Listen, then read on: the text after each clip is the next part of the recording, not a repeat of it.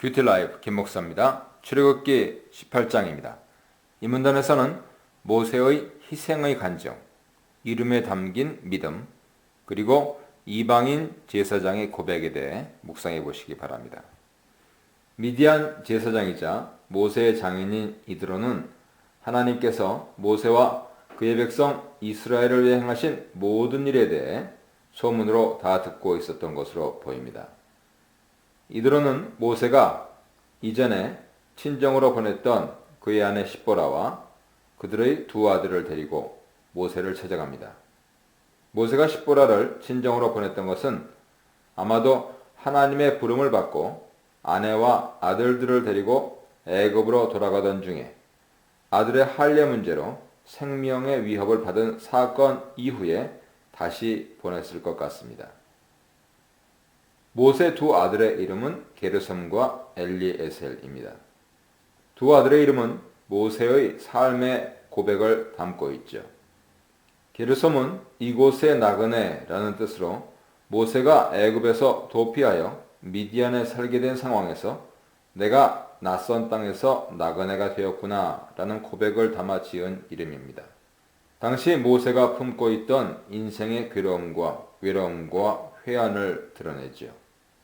엘리에셀은 나의 하나님이 나의 도움이라는 뜻으로 내 아버지의 하나님이 나를 도우셔서 바로의 칼에서 구원하셨다는 고백을 담아 지은 이름입니다.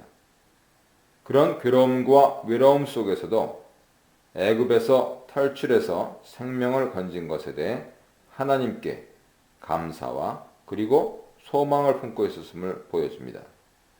이 이름들에서는 모세가 자신에게 집중되어 있었고 그의 관점이 자신의 삶에 국한되어 있었음이 잘 드러났지요. 두 아들의 이름은 하나님께서 모세를 부르시고 사역자로 삼으심으로 모세의 생각과 관점이 어떻게 변화되었는지 보여주는 실마리가 됩니다.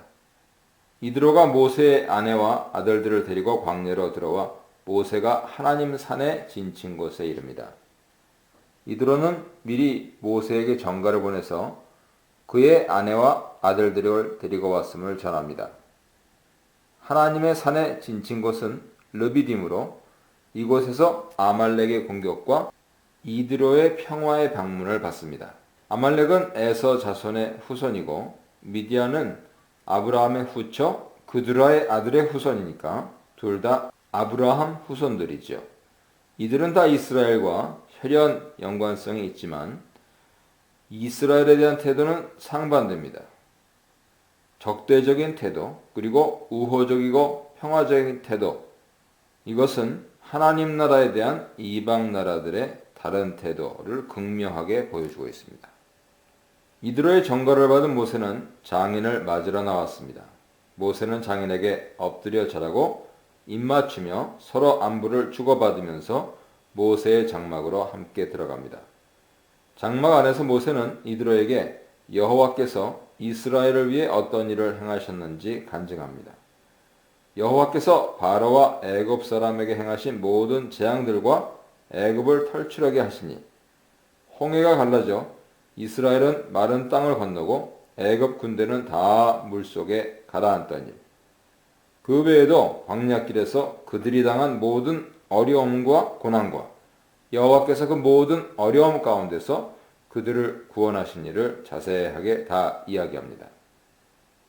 이드로가 모세를 찾아온 이유는 모세의 아내와 아들들을 모세에게 돌려보내기 위한 것도 있었겠지만 소문으로만 듣고 있던 이스라엘에게 일어난 일들에 대해 정확하고 분명하게 듣기 원했던 것 같습니다.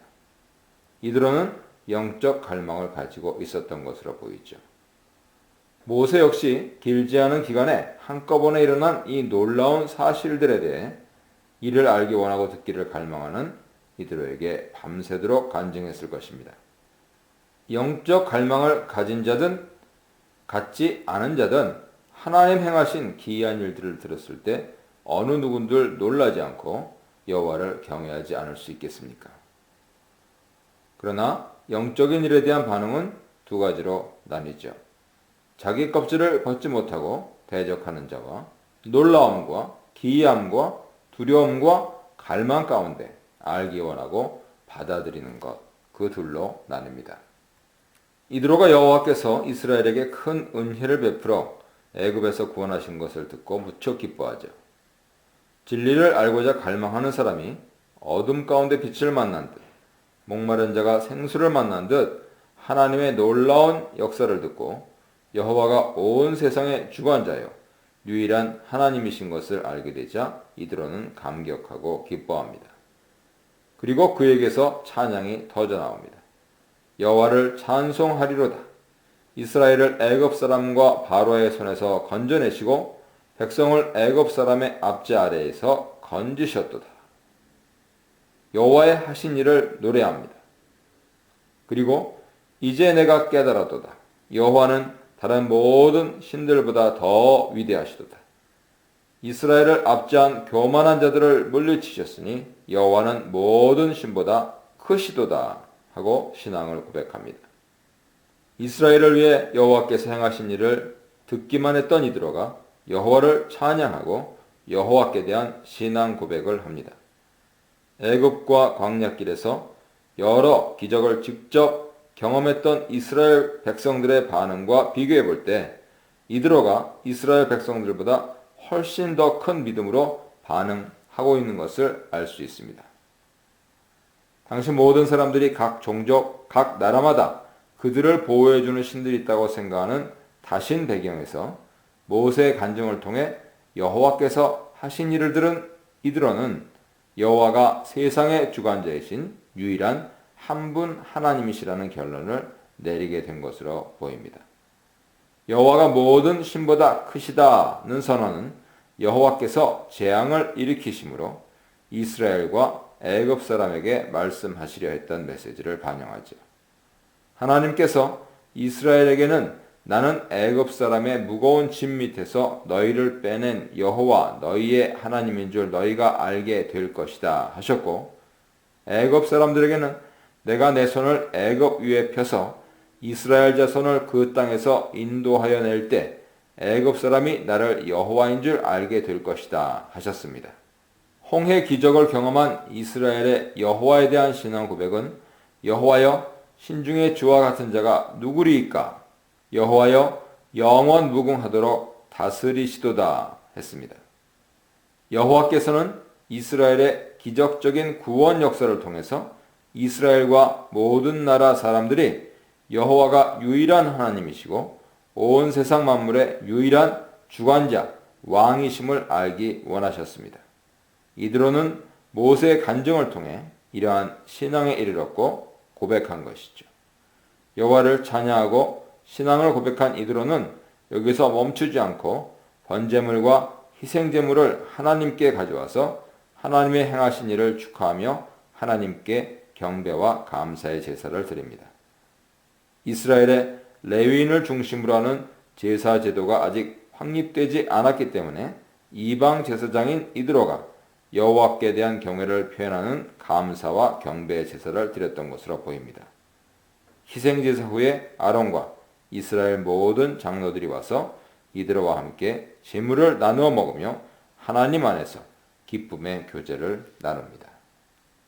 이 문단에서는 과신과 탈진, 양육과 동역, 불편한 조언의 수용과 발전에 대해 묵상해 보시기 바랍니다. 이스라엘은 행정, 사법 체계가 아직 조직화되지 못한 상태였습니다. 당시 사소한 소송 사건까지도 모두 모세가 혼자서 직접 처리하고 있었죠. 모세를 방문하여 하나님께서 하신 일을 들은 이드로가 기뻐하며 여호와를 찬송하고 제사를 드리고 난 다음 날 모세가 백성을 재판하느라 아침부터 저녁까지 하루 종일 앉아 있고 백성은 모세 곁에 서 있는 모습을 보게 되었습니다. 모세가 하는 일을 모두 관찰한 이드로가 먼저 모세에게 질문합니다. 네가 백성을 위해서 하는 일이 어떻게 된 것이냐? 왜 너는 홀로 앉아 있고 백성들은 아침부터 저녁까지 네 곁에 둘러서 있느냐? 당시 이스라엘 백성이 약 200만 명이라고 추산한다면 이들이 함께 여행하면서 부딪히는 문제들을 모세 혼자 처리하는 것은 불가능했을 것입니다. 그러나 모세는 다른 방법을 강구하지 않고 백성들의 문제들을 혼자 일일이 다 직접 해결해주고 있었습니다. 이드로의 질문에 모세가 대답합니다. 백성들이 하나님의 판결을 듣기 위해 나를 찾아오기 때문입니다. 분쟁이 일어나 재판을 해야 하면 백성들이 내게로 오는데 내가 양쪽의 말을 다 들어보고 판결해 주면서 하나님이 지키라고 말씀하신 규례나 율법을 백성들에게 알려줍니다.